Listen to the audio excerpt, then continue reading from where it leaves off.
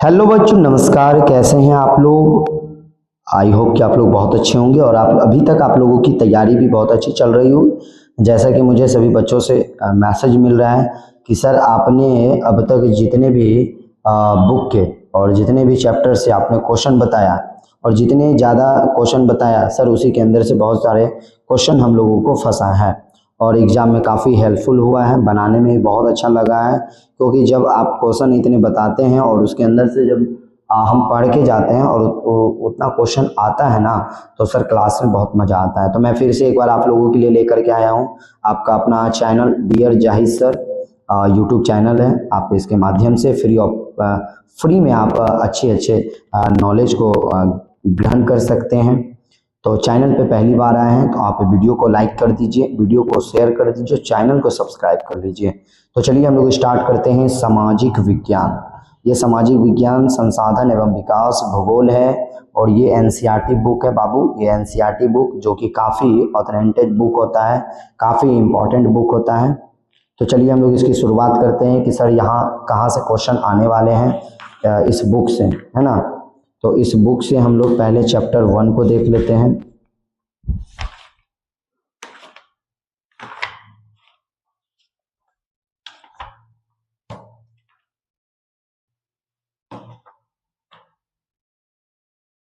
तो पहला आप देख सकते हैं, हम यहाँ पर अंडरलाइन करके लगा चुके हैं अभी, आप लोगों के लिए पहले से भी लगा के रखे हुए हैं। पहला ही चैप्टर में आपका देखिए क्या है, संसाधन संरक्षण क्या है।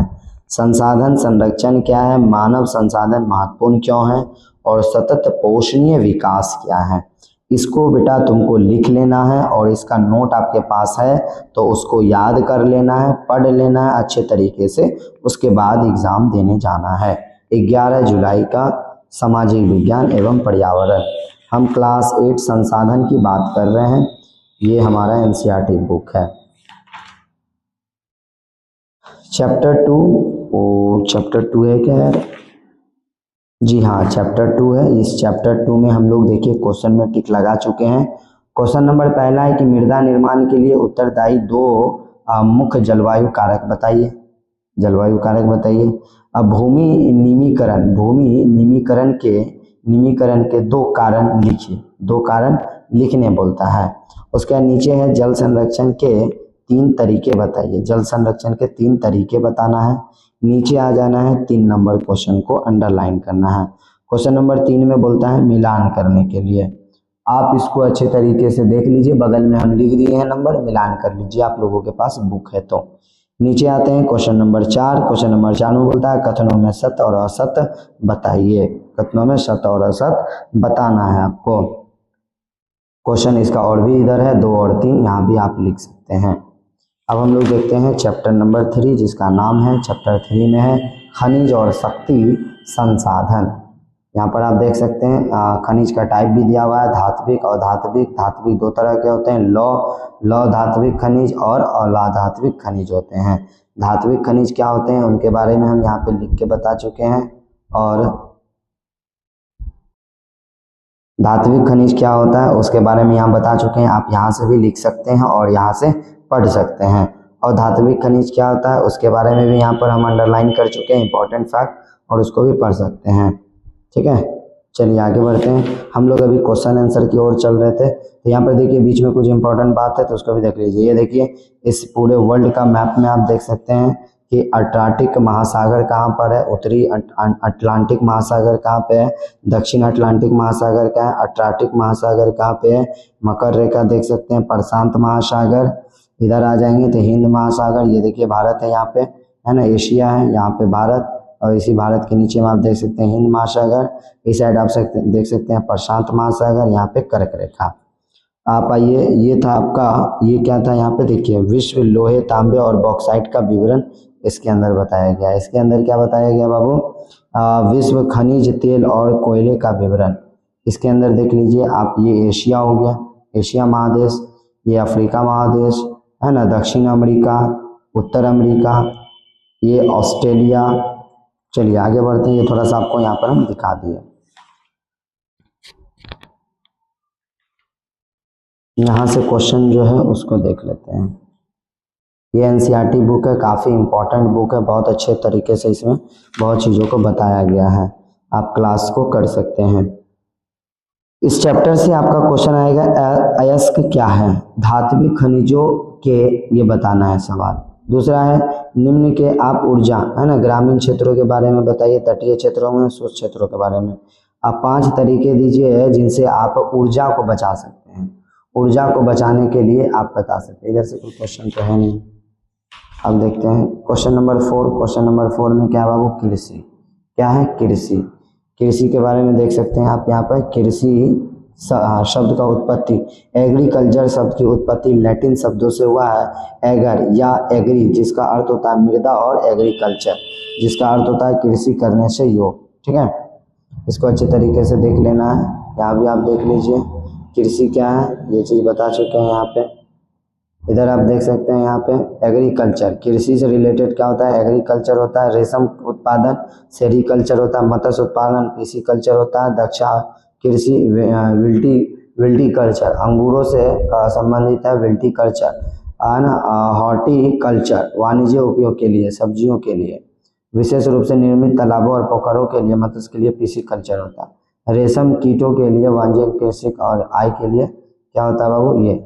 चलिए आगे बढ़ते हैं हम लोग, अब देख लेते हैं आगे। देखिए कृषि के बारे में भी देख सकते हैं, निर्वाह कृषि क्या होता है ना, गहन कृषि क्या होता है, यहीं पे दिया हुआ, आप यहाँ से भी आंसर को लिख सकते हैं, कोई दिक्कत नहीं है, आप यहाँ से भी बहुत सारे क्वेश्चन को लिख सकते हैं। चलिए आगे बढ़ जाते हैं।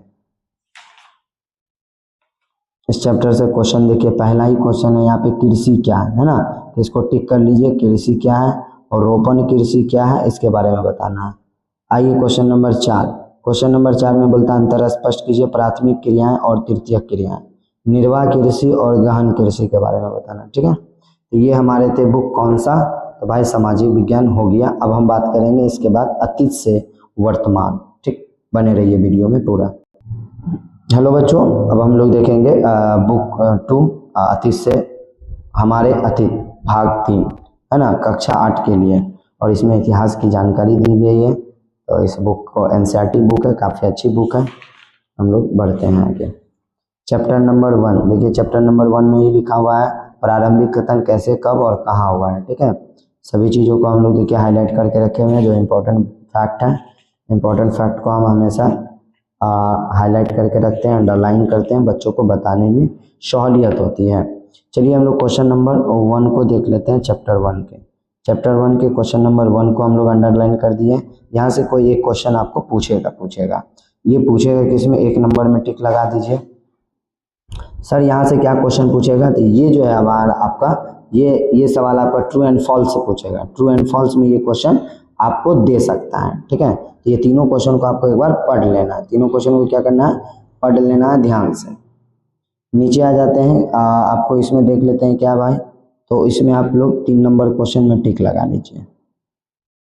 अब हम लोग देखते हैं चैप्टर 2। चैप्टर 2 में व्यापार से साम्राज्य तक कंपनी की सत्ता स्थापित होती है। देखिए फैक्ट को आप देख सकते हैं, ये सारे फैक्ट हैं हमारे।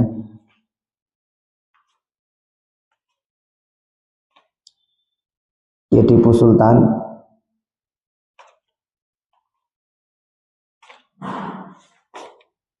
चलिए इसका क्वेश्चन नंबर 1 में टिक लगा दीजिए। क्वेश्चन नंबर 1 में टिक लगा दिए, और यहाँ पर हम लोग देख लेंगे ये सारा दीवानी के बारे में, शेर मैसूर कौन था, रानी चेन्नम्मा कौन थी, सिपाही क्या है भाई, तो वारेन हेस्टिंग कौन है। ये सब क्वेश्चन तो आपका आना ही आना है, ध्यान दीजिएगा। ठीक है, तो ये सब क्वेश्चन आपका आएगा, तो आप इस क्वेश्चन को नोट डाउन कर लीजिए फटाफट। चलिए यहाँ पर हम लोग देते हैं रिक्त स्थानों को पूर्ति करें, तो रिक्त स्थानों को पूर्ति करें, तो इसको भी आप अंडरलाइन कर लीजिए, यहाँ से क्वेश्चन आने का संभावना है। ये वाला क्वेश्चन देख लीजिए, हैदर अली और टीपू सुल्तान मैसूर का डैश था, बता दीजिए। बंगाल और अंग्रेजों के बीच में जीत का डैश जंग का शुरू हुआ था, प्लासी। बहुत सारा है। क्वेश्चन नंबर 3, क्वेश्चन नंबर 3 में आपको यहाँ से फिर पूछेगा, क्या पूछेगा बाबू, सत्य और असत्य वाला, सही या गलत है बताइए, सही या गलत है उसको बताइए। नीचे आ जाते हैं हम लोग, इसमें से आपको क्या क्वेश्चन पूछ सकता है बाबू, क्वेश्चन नंबर आपको 2 में 5 में टिक लगा लीजिए, सब्सिडरी अलायंस क्या था इसको देख लीजिए। ठीक है, इधर आ जाते हैं क्वेश्चन नंबर इधर 8। क्वेश्चन नंबर 8 में भी टिक लगा लीजिए, क्वेश्चन नंबर 8 को भी क्लियर करना है। चलिए जल्दी जल्दी बढ़ते हैं। चैप्टर नंबर 3 ग्रामीण क्षेत्र पर शासन चलाना, इसको हम लोग देख लेते हैं। यहाँ पे सारे क्वेश्चन को बढ़ते हैं आगे।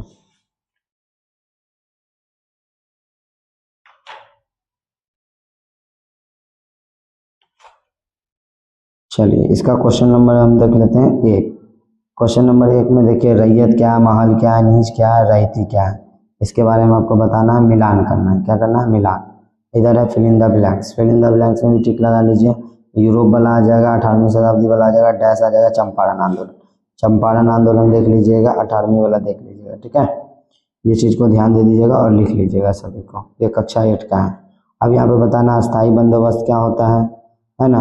और रैयत नील की खेती के बारे में, मालवाड़ी। 3 क्वेश्चन को आप लोग यहाँ पे लिख लीजिए। बार बार यहाँ पे वीडियो ब्लर हो जाता है, ठीक है। चलिए दिख रहा होगा, लिखते चलिएगा। क्वेश्चन नंबर 4 में आदिवासी है, छोड़ दीजिए। क्वेश्चन नंबर 4 हम लोग छोड़ देते हैं, सॉरी क्वेश्चन बोलते हैं, चैप्टर नंबर 4 है, ठीक है। चलिए चैप्टर नंबर 4 से एक ले लीजिए आप, इसको क्या कहता है, और fill in the blanks. Fill in the blanks को ले लीजिए, ठीक है। फिल इन द ब्लैंक्स बाबू यहाँ से आ सकता है, ठीक है। फिल इन द ब्लैंक्स आपको यहाँ से आ सकता है, इस चीज़ को ध्यान दीजिएगा।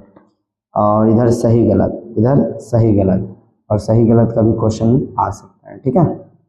चलिए हम लोग बढ़ते हैं अब बुक नंबर 3, इतिहास भी हो गया। अब हम लोग बुक 3 की ओर चलेंगे, देखते हैं कौन सा बुक है।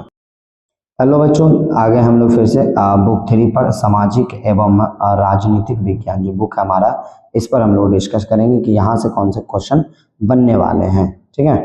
तो चलिए वीडियो में बने रहिएगा, और जितने भी क्वेश्चन है फटाफट लीजिएगा। इस क्वेश्चन का हम लोग आंसर भी करवाएंगे वीडियो के अंत में। वीडियो के अंत में सभी क्वेश्चनों का हम लोग आंसर PDF वाइज बताने वाले हैं।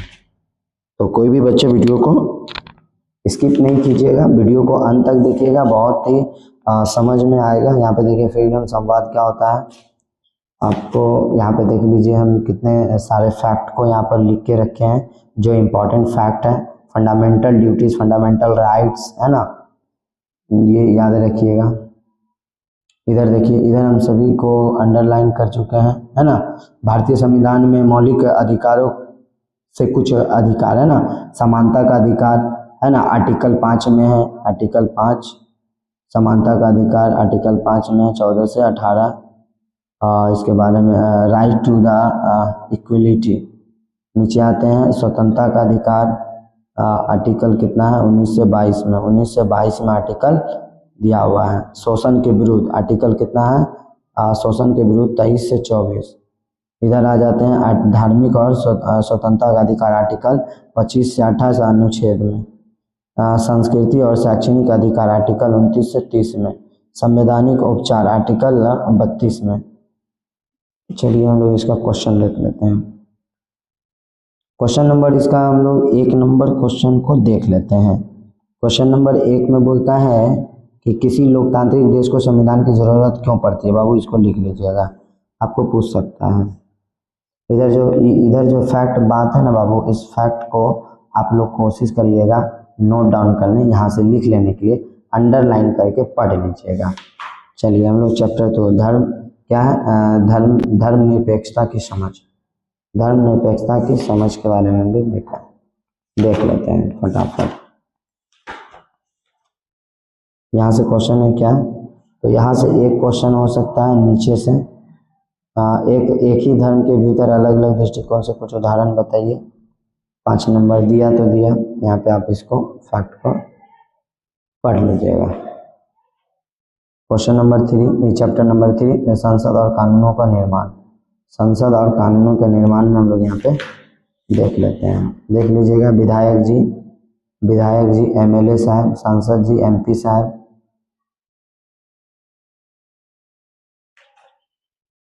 मेंबर ऑफ पार्लियामेंट,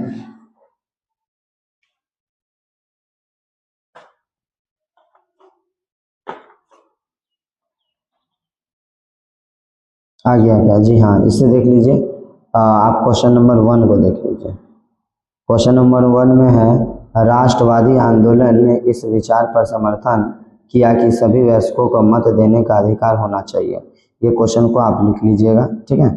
इस क्वेश्चन का प्रैक्टिस कर लीजिएगा। इसके बाद है चैप्टर है न्यायपालिका। चैप्टर क्या है? चैप्टर 4 है न्यायपालिका। तो न्यायपालिका का यहाँ पे समक्ष में हम लोग अभी नहीं गए हैं, देख लेते हैं क्या क्वेश्चन था। पिछले साल तो यहाँ पे नहीं पूछा था क्वेश्चन।